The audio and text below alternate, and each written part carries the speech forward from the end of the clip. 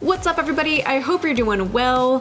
One area of the therapeutic experience that I'm kind of obsessed with is the idea that hospitality is a critical component of the therapeutic process. Now, please don't come for me. I don't want to minimize our therapeutic training, the actual strategies that we're implementing with our clients. The point I want to emphasize in this video is that hospitality is one of the components that allows our clients to feel like we care for them. It's all the little things we do to help our clients feel like they're a priority, like we are making all the elements of our work together run smoothly so that we can get down to business and do some work together. All right, so let's get into this list. The first way you can make your therapy work more hospitable is to start with your presence online or in whatever capacity your potential clients might be interacting with you before you're actually meeting with them. Walk your potential clients through what they can expect when it comes to meeting with you. So if there's any way to post pictures of your space, again, whether it's in person or maybe it's kind of you with your virtual therapy background so they can kind of imagine themselves there,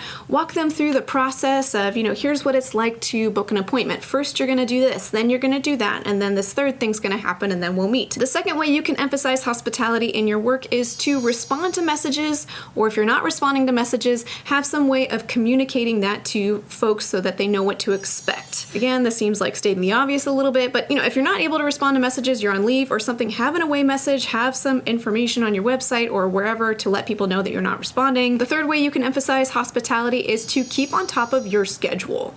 If you're finding that you're double booking your clients on multiple occasions or that you're totally missing and forgetting that you booked an appointment on more than one occasion, those are some signals that maybe you could do some work to streamline how you go about your schedule. Maybe the admin approach that you have with it could be improved. I'm remembering one year when I was a pre-licensed intern, my supervisor at that place was in charge of booking my schedule, and more than once a month, I'd step out into the waiting room and see two of my clients sitting for the exact same appointment time because my supervisor double booked my schedule. The fourth tip to increase hospitality in your work is to get yourself right before sessions. And by that, I mean kind of get yourself into the therapeutic frame, because clients can tell if you're popping into the waiting room and you're feeling flustered, or you got things so back to back and you're feeling anxious. They'll pick up on it when you log into their virtual therapy session. And so anything you can do to sort of pause, meditate, reflect, slow down to get yourself right before sessions is going to help your clients feel so much better cared for. And the fifth way you can emphasize hospitality in your work is to start on time.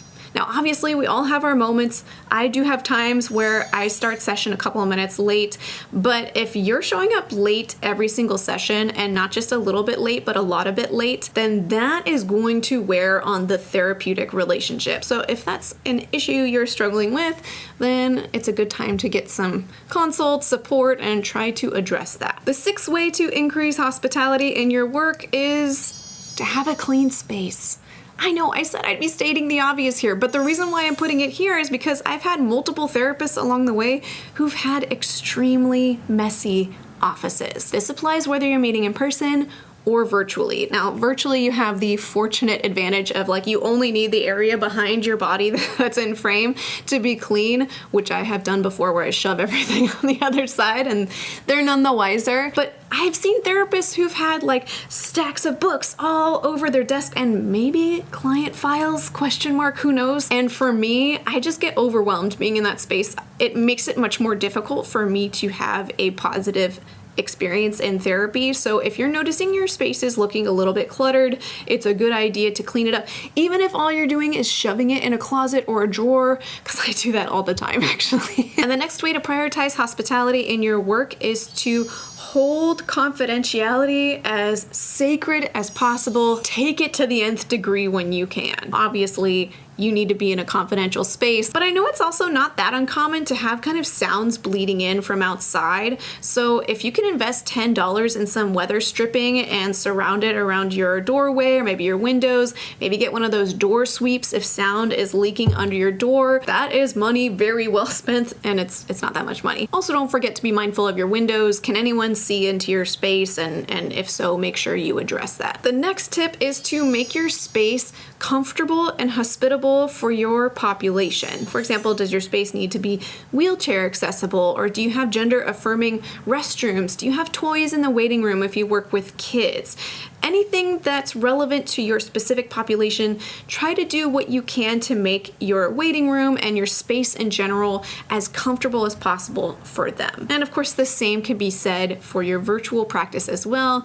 It just might implement in a little bit different ways. And the next way to prioritize hospitality is to make all technological interactions as smooth and as streamlined as possible. So if you're leveraging technology to schedule sessions, or maybe you're meeting virtually, or charging clients cards through technology, things like that, make sure those things are running really smoothly. Make sure they're really easy for your clients to use. The next way to emphasize hospitality, I hope goes without saying, and that's do not accept phone calls or check your phone or device in any capacity during session. I wish I didn't even have to name this, but I know it happens because my personal therapists have done this in the past. Don't have your phone on. Don't just answer it in session. Don't be checking on your phone. For virtual therapy, same thing. Plus, don't be interacting with anything else on your screen unrelated to caring for your client. Your clients can tell when you're clicking around on the screen. And the next tip, for those of you meeting in person, make sure there's either a door that locks between your office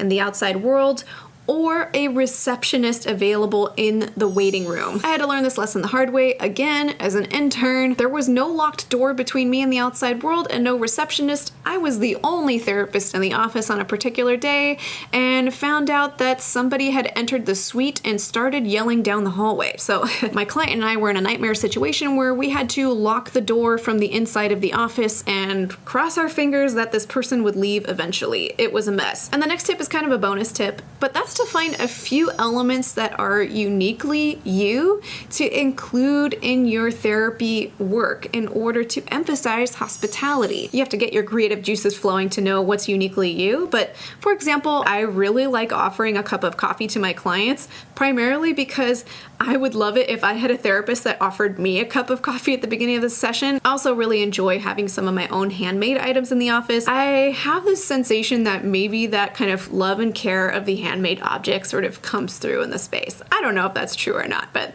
maybe. Again, all of these tips have very little to do with like actual therapy, but they all, as an aggregate, kind of communicate a sense to our clients that they are a priority. We really care about them. The time that we meet together is sacred and not for anybody else to interrupt. And that can all be very conducive to helping the therapeutic process for them. If you're catching that in your own therapy work, there's some of these items that you're having trouble prioritizing yourself, please don't be hard on yourself. None of us are getting it perfect all the time. It's more helpful to identify it and try to make changes to improve it. And yes, this is a great item to bring up in consult group. And before we close, I'd like to thank therapynotes.com for sponsoring this video. Therapy Notes helps with scheduling, notes, billing. They have a HIPAA secure telehealth platform, and they can help you with so many other items in your practice. If you'd like to check out Therapy Notes, you can get 2 months to try it for free with no commitment just by clicking the link in the description of this video. I hope you found this video helpful. Let me know in the comments if there are any aspects of hospitality that I missed that you find important to emphasize in your work so other people can learn from you. And until next time, from one therapist to another, I wish you well.